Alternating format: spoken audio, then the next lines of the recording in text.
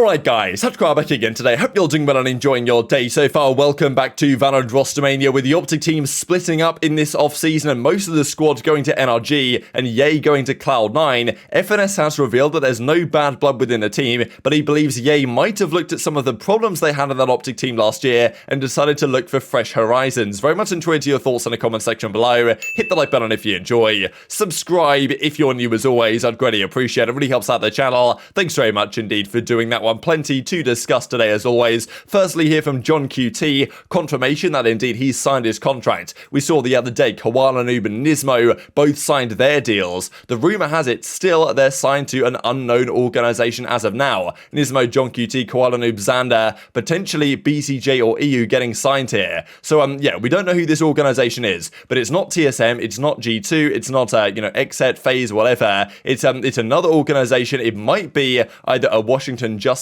ownership group or something like that coming in here to the North American VALORANT scene. We still don't know based on this is Flynn's spreadsheets, but they're getting signed somewhere. And also there's something I haven't really been talking about the last few days, is that my understanding is the challengers side in tier 2 effectively starts earlier than the pro side for next season, right? The big pro tournament is starting in February, but everything else is starting sooner. So the players that want to get involved in tier 2 have to kind of get it going now, because if they don't, the teams that, might look rather different in a month or so's time. Quick note here for the participants of the FaZe Smeg All-Star Weekends, and as you can see here, so some big names, of course, Mard, Valin. Yay, of course, is noted. Some big name pro players here you guys can scroll through, dapr, Bang, Stella, I mean, loads of players from a load of the top teams. Nismo here as well, of course, as we just mentioned, Leaf and fair few of the Cloud9 guys. So pretty exciting stuff for whatever's happening this weekend in the FaZe All-Star Weekend with these players. But some of these players we definitely have to take note of in the coming seconds, because Yay has been a big talking point lately of this entire off-season, and that will certainly continue. Quickly on the Game Changers World Championship, because in a couple of weeks' time in Berlin, the Game Changers World Championship begins, and I don't exactly know what the venue is, what the crowd's going to look like, but the prize pool is pretty big. $500,000, 180k for first place, second place 110,000, third place 80,000. So yeah, pretty big deal, but 500k prize pool for the Game Changers World Championship, it seems. And also, just to mention this, there's a tourney coming up soon, the GXR India Invitational, with mostly Indian teams, I imagine, but Team Heretics are also invited, adding an EU team to the event. So pretty interesting stuff. Apparently, this will be the new roster as well, including mixwell. So yeah, that's pretty cool as well to see these tournaments starting to kick into gear here for the upcoming season. And speaking of that, right, so VALORANT Challengers NA and Game Changers NA will be run by Knights Arena. Pretty cool stuff from Knights as an organization, because, of course, notably a couple of years ago it was an esports org, then especially in VALORANT have killed it really on their Knights Arena, just putting on tournaments. And VCT NA is effectively partnering with Knights Arena to organize these tournaments and put them on. So that's happening soon. Now, when this starts is still kind of unclear. Ascension is the big tournament at the end of this season to determine who's going to get up to tier 1. But, Derek actually says here, head of VALORANT North America at Riot Games, that there's no yet confirmation as to the exact start date. But I think some people have been throwing around the date December the 5th in terms of when the Challengers scene is going to start for the upcoming season, when everything is going to start kicking off with these online tournaments, preparing, the teams that are going to qualify for the next stages, all this type of stuff. So December the 5th is not yet locked, as it has been removed from the article. We're working as fast as we can to get dates locked in and shared with teams and fans. So yeah, for the tier 2 scene, the rumor had it they were going to start on December the 5th. Maybe it was actually mentioned in the article and then it was now removed. So it's possible that over the coming weeks after December the 5th, they're going to begin the season. You can't really begin it too much after December the 5th, just because you've then got Christmas, New Year's, all this type of stuff. So either you start about December the 5th or maybe 1 week later for a couple of weeks of action, and then you go to the new year, or you just say, you know what, let's just start it in January. So we shall see. But the tier 2 side is starting sooner than I kind of thought in my head, and therefore these teams and players have to get locked in relatively quickly, and these organizations effectively just have to make their mind up as to what they want to do, whether they want a tier 2 team or whether they do not to compete in challengers, and then ideally Ascension, of course, to qualify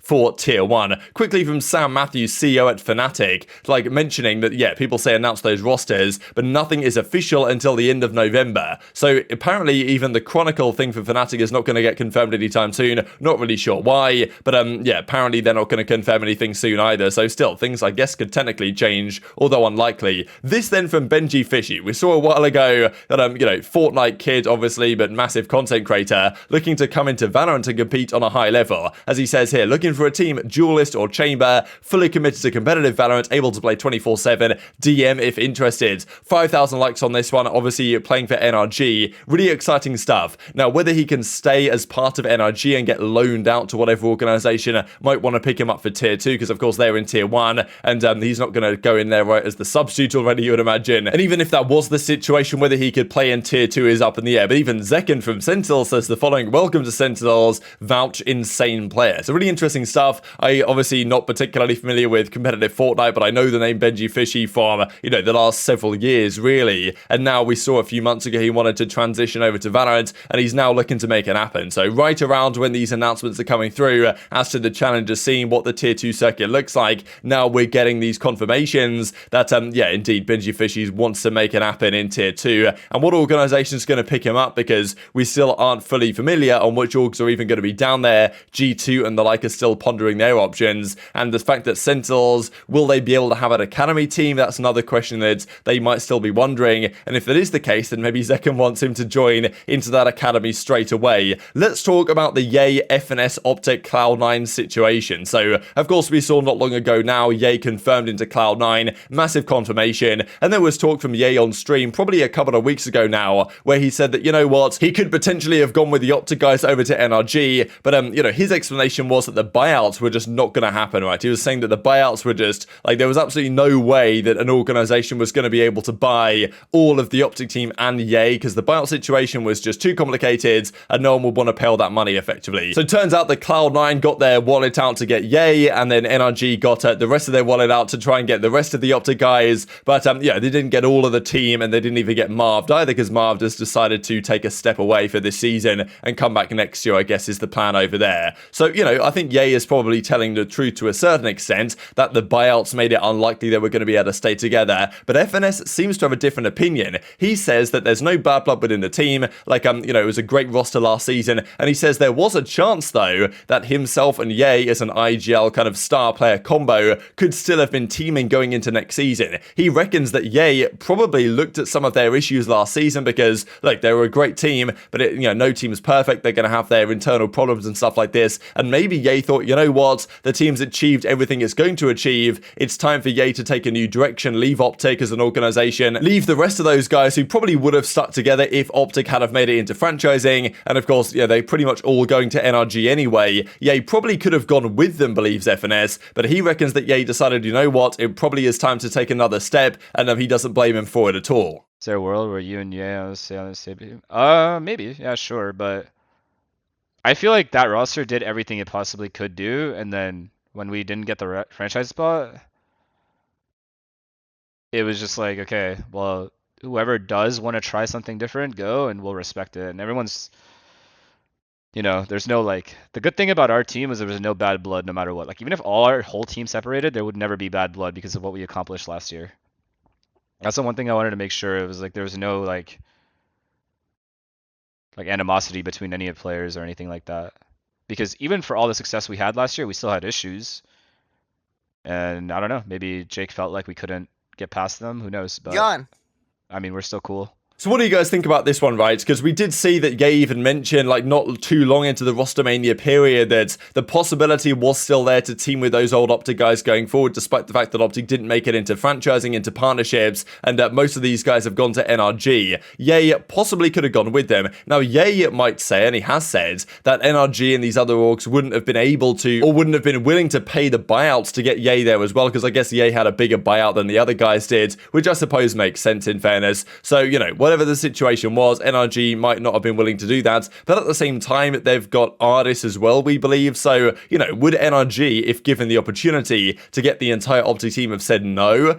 Even if Marved isn't there, get Som instead, would they have said no because of the money, or would they have said, we're already buying most of the OpTic team, let's go for it? And FNS thinks that actually could have been a possibility. It's more that Yay was thinking, it might be time to take a new step, loves that team, but achieved everything that team is going to achieve, didn't expect that that team to maybe retain its success going forwards, or thought that some of the internal issues or whatever were going to come back to bite them at some point, and therefore decided, you know what, it's about time I move on, go to Cloud9, explore something different with my career, and then that's the step he wants to take. So definitely tweet your thoughts on that in the comment section below. The other question, of course, being, will it work out for him, right, going to Cloud9, because some are calling Cloud9 a super team, but if you were Yay, which team would you prefer to join? The Cloud9 team with zyppan, Vanity, and those guys, Leaf and Co., or would you prefer to go to NRG with, you know, Victor, Crashies, could have been Marv, could have been Som instead, and FNS? If you were Yay, which team would you prefer to choose, and which team has the highest ceiling? Because I know in North America, lots of people are looking at Sentinels, Cloud9 being the scariest forces, which I think is understandable. 100 Thieves are there or thereabouts. NRG are going to be there or thereabouts as well. But, you know, losing Yay is a big deal for those NRG OpTic guys, and it's somewhat doubtful they'll be able to reach the same height NRG without Yay providing the services that he did before. And maybe he wants to prove, you know what, I can do it on more teams under different IGLs and looking for new kind of challenges going forwards. That's one part of his career done. Now he's moving on to another part, and you know, maybe he thought, you know what, it's about time that I take a different step in my career going forwards. Couple of things to mention quickly, because obviously Cloud9, they've been getting ready to go for scrims. We know that in scrims they don't usually go to 13 rounds. They go until, you know, until the death eventually, when they practice against other teams. And even Vanity reckons instead of just a single pistol round,